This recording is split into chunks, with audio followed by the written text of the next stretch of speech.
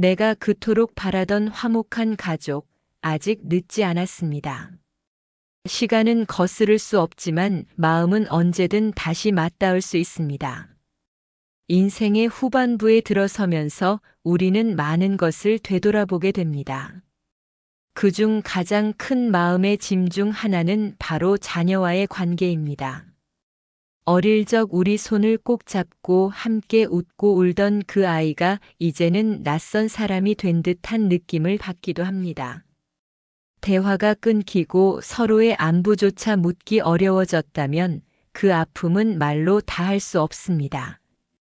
하지만 분명히 말할 수 있는 한 가지가 있습니다. 관계가 멀어졌다고 해서 포기할 필요는 없습니다. 지금 이 순간부터 마음의 문을 다시 열고 천천히 다가갈 수 있습니다. 1. 현실을 직시하고 상처를 마주하기.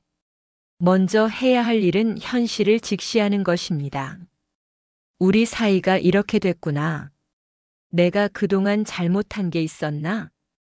스스로를 탓하고 자책할 필요는 없습니다. 그저 지금 이 상황을 인정하는 것이 출발점입니다. 부모와 자녀 관계가 틀어진 데에는 수많은 이유가 있겠지만 그것은 결코 한쪽만의 책임이 아닙니다. 세대 차이, 가치관의 차이, 때로는 서로의 상처가 쌓여 어색해진 결과일 뿐입니다. 중요한 것은 상처를 덮어두지 않고 마주하는 용기입니다. 내 마음속 깊은 곳에서 자꾸만 떠오르는 서운함, 미움, 아쉬움 같은 감정을 인정하세요.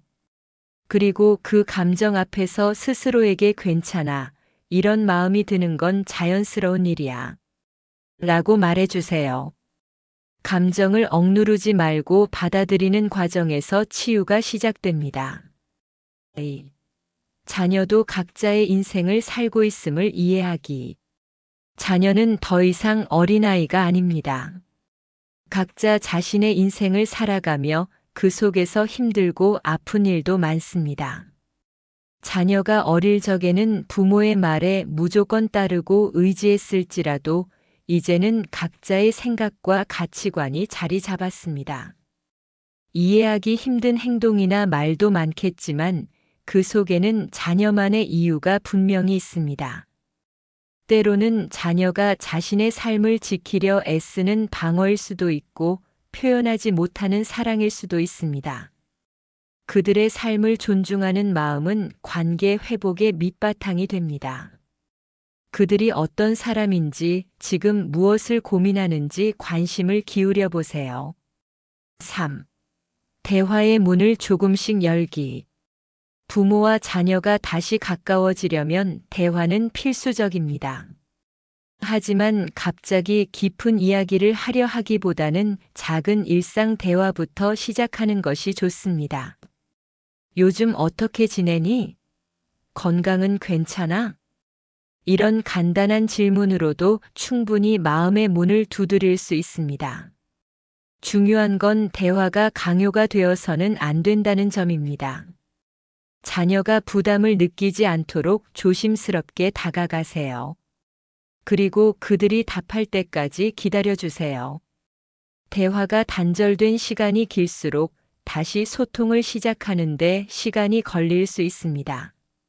하지만 포기하지 말고 꾸준히 작은 말 한마디를 건네다 보면 언젠가는 마음이 풀릴 순간이 반드시 옵니다. 4. 과거의 상처와 오해 내려놓기. 많은 부모님이 자녀와의 관계를 회복하는데 가장 큰 걸림돌로 과거의 상처를 꼽습니다. 서로에게 쌓인 말 못한 서운함, 감정의 골이 깊으면 깊을수록 가까워지기 어렵습니다. 그러나 관계를 다시 시작하려면 과거의 무거운 짐을 내려놓아야 합니다. 그렇다고 무조건 잊으라는 게 아닙니다. 과거를 기억하되 그것이 현재를 지배하지 않도록 마음의 공간을 내어주는 것입니다. 이 과정은 쉽지 않습니다. 그럴 때는 편지 쓰기를 추천합니다. 자녀에게 직접 보내지 않아도 좋으니 나의 속마음을 글로 써보세요. 당신이 그랬을 때 나는 이렇게 아팠다.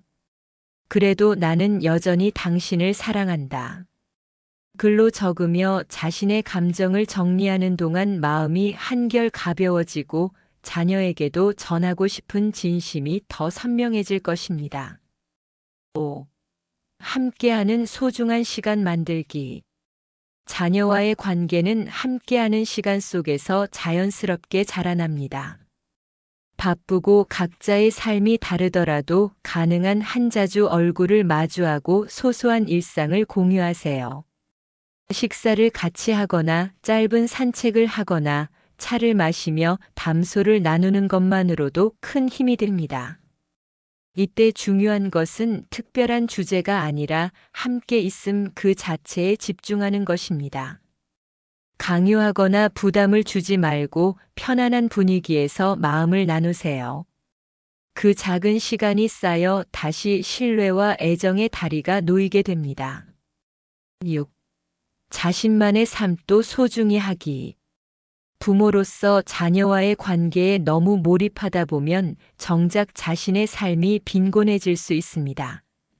하지만 나 자신을 돌보는 것이야말로 건강한 관계를 유지하는 데 가장 큰 힘이 됩니다. 새로운 취미를 찾고 꾸준히 운동하며 봉사활동이나 공부 등 나만의 의미 있는 시간을 가져보세요. 삶에 활력이 생기면 자연히 자존감도 올라가고 자녀와의 대화도 한결 부드러워집니다. 또한 내 삶이 풍요로워지는 모습을 자녀가 보면서 자극받을 수도 있습니다. 그 자체가 관계 회복에 큰 도움이 될 수 있다는 점을 잊지 마세요. 7. 전문가의 도움과 새로운 시도 두려워하지 않기. 때로는 관계가 깊게 틀어진 경우 혼자서 해결하기 어렵기도 합니다. 그럴 때는 가족 상담, 심리치료, 소통 교육 프로그램 같은 전문가의 도움을 받는 것도 좋은 방법입니다. 상담은 내가 틀렸다고 인정하는 과정이 아니라 서로를 이해하고 더 나은 소통 방법을 찾는 과정입니다.